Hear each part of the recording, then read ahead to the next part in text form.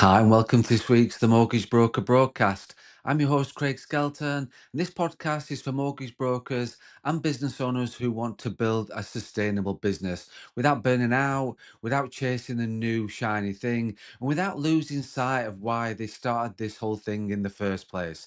Each week, we talk about the world of mortgage broking.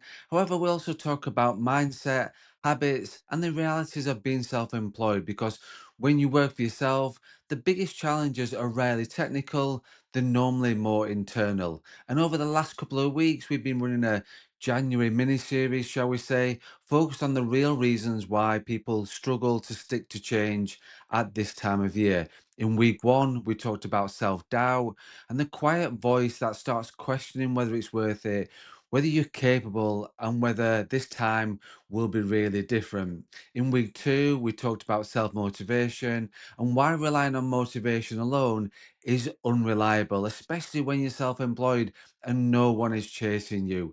And today we're going to bring this all together, and because there's something that sits underneath both self doubt and self motivation, and that thing is discipline. So, why does discipline matter more than you really think? Discipline gets a bad reputation. People hear the word discipline and think it's rigid, extreme, punishing, and a bit of all or nothing. But real discipline isn't about being hard on yourself. It's about structure. It's about standards. It's about doing what needs to be done, even when you don't feel like it. And the key point is discipline is what carries you forward when self doubt creeps in, or motivation dips, or confidence just isn't there. And let's just pull it together. Self doubt will always show up when you're doing meaningful work. It questions everything. Self motivation helps you get started, but it's inconsistent. Discipline is what keeps things moving, whether when neither is really strong. Discipline doesn't argue with the voice in your head. It doesn't wait to feel ready. It doesn't need excitement. It just says, this is what I do. And that mindset changes everything. So, why do most people fall off in January? Most people don't fall in January because they lack information or knowledge. They fail because they over rely on motivation, willpower, and emotion. And when those disappear, so does consistency. And discipline removes emotion from the equation. It reduces decision making, it removes negotiation, it turns action into routine. And routine is what creates results over time.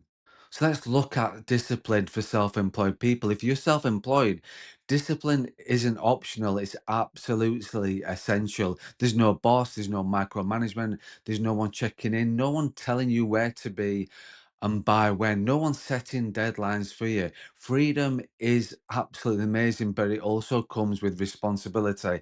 The people who last in business aren't the most talented or the most motivated, they're the most disciplined.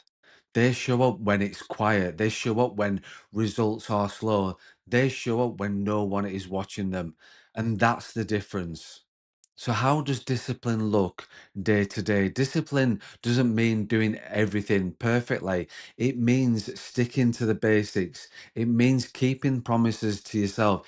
It means doing the small things consistently. It's choosing the habit over the mood, the routine over the excuse, the long term over the short term comfort. And most days, it's just not dramatic. It's boring, is repetitive, and discipline builds trust, not pressure. One of the biggest misunderstandings about discipline is that it creates pressure, but in reality, it creates trust. When you repeatedly do what you say you're going to do, you trust yourself more. Self doubt loses its power. Motivation becomes just less important. Discipline is how you prove to yourself that you're reliable. And once that trust is built, everything becomes far easier. So, what about a practical way to apply discipline right now? So, if you're listening to this thinking, I need to be more disciplined, do not overcomplicate it. Start now, start today. Just go back to that one habit. Decide in advance when and how you're really doing it, and then remove that daily decision. No debate, no emotion, no drama, just action. That's discipline in its simplest form. So let's just bring this January mini series all together.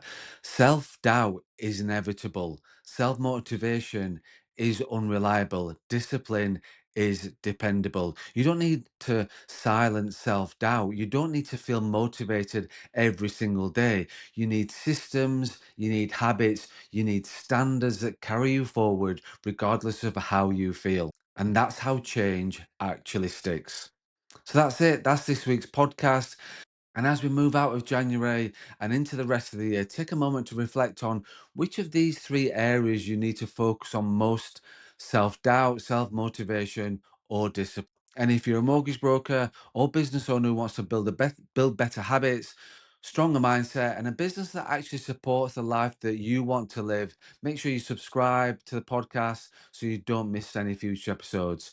And remember, don't get distracted by what everybody else is doing. Don't rush the process. Don't lose sight of what matters to you. Run your own race. And that's it. Thanks as always for listening. Thanks for watching, and I will see you next week.